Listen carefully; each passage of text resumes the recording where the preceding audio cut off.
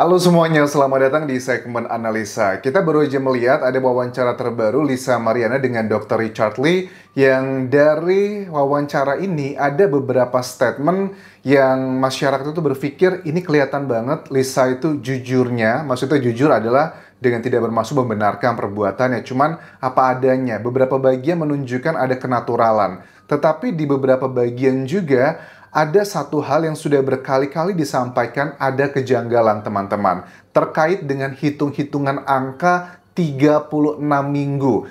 Lisa itu aku perhatikan waktu diwawancara ini plus juga dengan press conference yang lalu, dia itu selalu mengatakan bahwa anak saya ini lahirnya sesar, harusnya itu dia lahir 9 bulan, tapi 7 bulan dia sudah lahir begitu. Karena ini berhubungan dengan waktu ketemuannya dengan Pak RK tersebut. Kalau dihitung-hitung, itu kan lahir anaknya tanggal 26 Januari 2022. Terus dia ingat katanya dia tuh ketemu pertama kali dengan Pak RK tanggal 2 Juni ke Palembang selama 3 hari 2 malam dan tiap hari katanya begitu gitu kan ya. Nah ini kan sekitar 7 bulan. Kalau kita hitung nih teman-teman, 36 dibagi 4, kan 1 bulan tuh ada 4 minggu.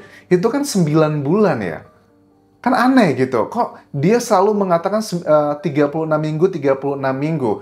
Dia bilang katanya gini ya, bahwa momentum pada saat lahiran itu adalah pada saat dia dengan ibunya lagi mau ke dokter, mau USG doang. Dia nangis ceritanya, dia cerita bahwa saya itu nyetir sendiri lagi hamil, cuma mau USG tetapi air ketubannya udah kemana-mana. Dan saat itu saya sudah nggak boleh lagi pulang dari dokter dan langsung dilakukan operasi sesar tersebut. Ini tangisan dari Lisa Mariana, teman-teman. Ya itu mau USG, tapi udah gak boleh pulang. Jadi jam 5 itu janjian sama dokter. Jam 9 aku udah tindakan di 36 minggu. Tuh kan, 36 minggu. Janjian jam 5 sore, jam 9 tuh langsung ada tindakan tersebut. Jadi aku capek banget gitu loh.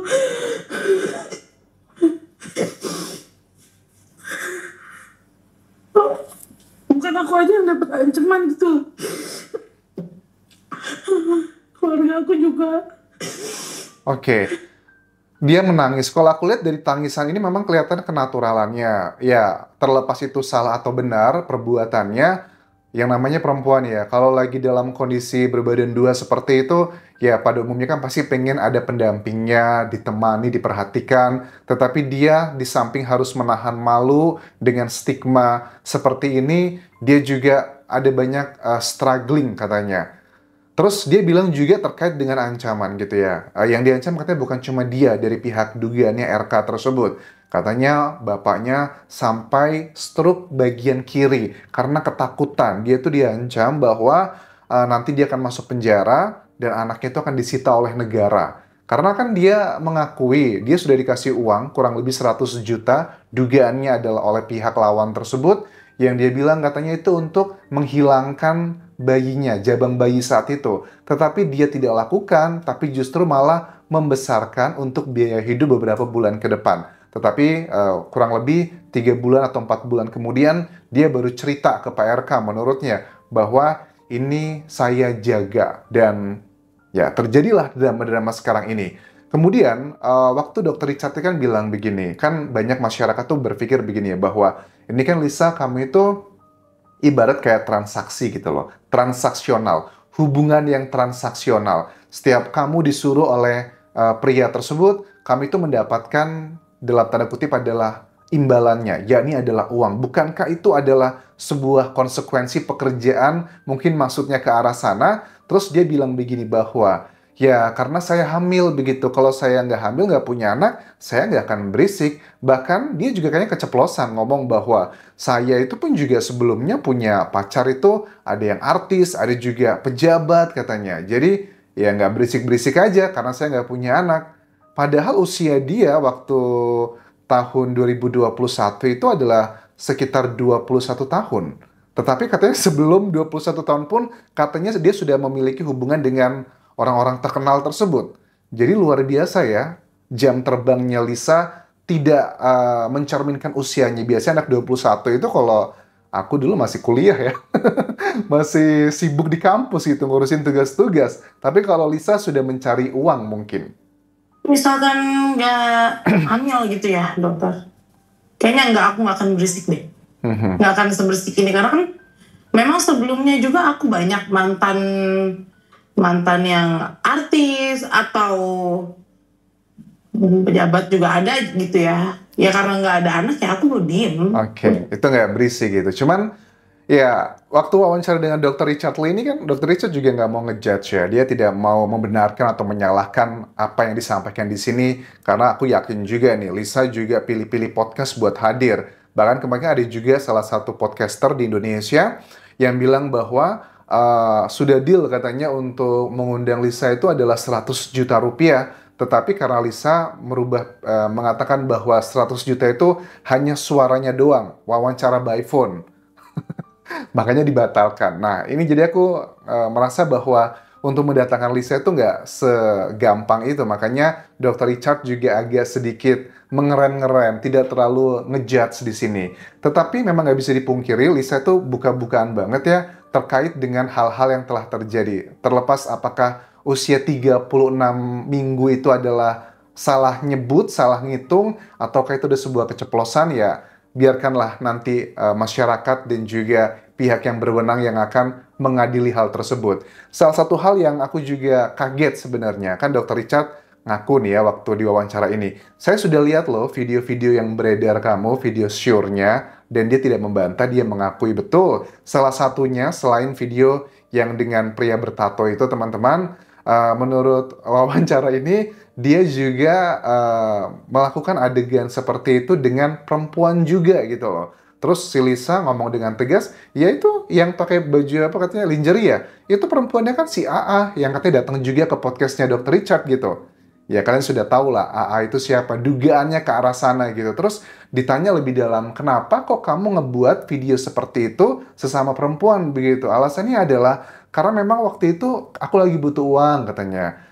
Dia tuh ditawarin sama si AA, bilang bahwa ini kita diminta untuk buat video seperti itu oleh dugaannya Pak RK tersebut, nanti kita dapat 100 juta, 50 buat kamu, 50 buat aku. Terus si Lisa bilang, waduh aku tuh nggak pernah buat video seperti itu, yaudahlah demi uang karena dia butuh, dia katanya mau minum dulu nih, minum alkohol, jadi biar dia bisa lebih all out dan nggak terlalu sadar begitu. Setelah selesai semua itu prosesnya, ya kemudian video tersebut dikirimlah ke sosok yang dinilai adalah ya Pak RK tersebut, terlepas benar atau salah teman-teman. Kemudian dari situ dia juga komplain katanya karena dia itu nggak dapat uangnya 50 juta rupiah tuh yang dijanjikan nggak ada. Bahkan saya itu sudah punya modal dulu. Saya beli minuman tersebut sekitar 5 juta, tapi malah saya nggak dapat apa-apa. Waktu si AA tersebut ya dikonfirmasi sama wartawan, dia agak emosional aku lihat. Dia bilangnya gini katanya, buktikan katanya, mana buktinya kalau saya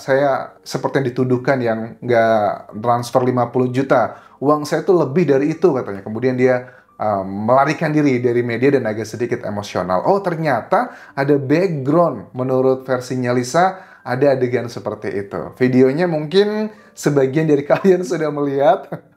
Yang mau lihat ya, I don't know, aku juga belum lihat ya, cuma mendengarkan deskripsi di sini.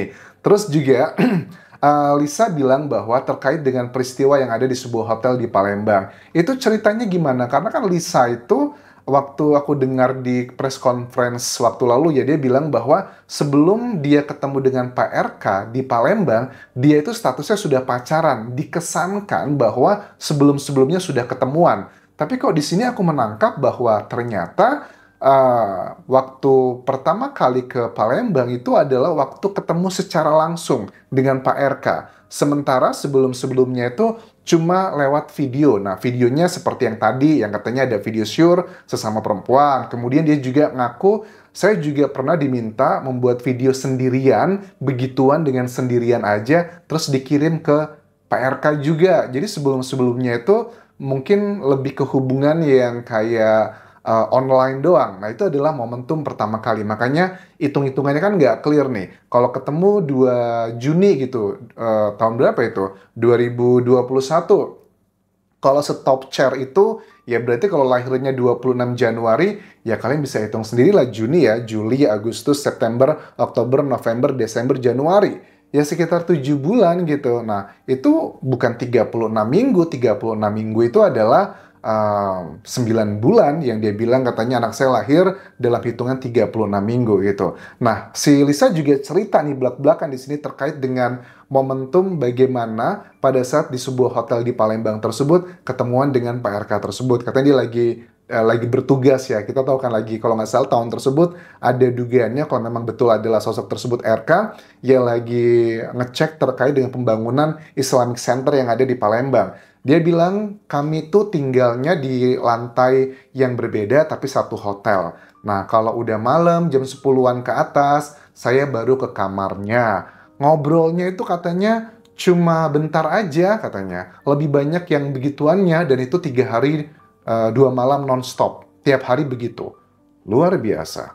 Kan aku kan nunggu dulu nih, jadi kita kan satu hotel, satu gedung tapi kan beda lantai gitu.